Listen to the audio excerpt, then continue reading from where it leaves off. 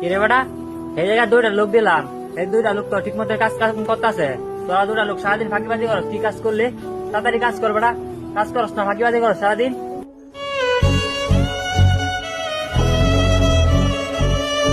আরে ভাই, কিসে আপনি সকাল থেকে দেখতেছি আপনি খুব অসুস্থ। রেন্দা ম্যানেজার খুব বকাবকি করতেছে। আচ্ছা আইন, আমি ম্যানেজারকে বুঝাই কইতাছি। বস, কামকাজ সব ওকে আছে, আপনি কোনো টেনশন করবেন না, আপনি কোনো চিন্তাই করবেন না।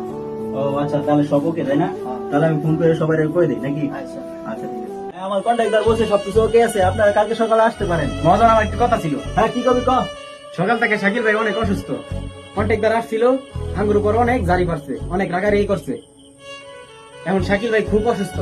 তার যদি আজকে হাজিরাটা দিয়ে দিতেন অনেক উপকার হতো তার জন্য। তোরা শুরু গেলে ফাঁকি বাইরে গেছ, বুঝছস? কাজের নামে ঠন ঠন খালি কথা, অসুস্থ অসুস্থ অসুস্থ। আরে কি অসুস্থ? যা কাজ করবে যা। মহাজন, একটু বুঝতে চেষ্টা করেন। আপনি ধরে দেন কপালে, শাকিল ভাই অনেক অসুস্থ। আরে এই তো আমার সবসময় লাগে রে ভাই। যা তোরা কাজ করবে যা যা।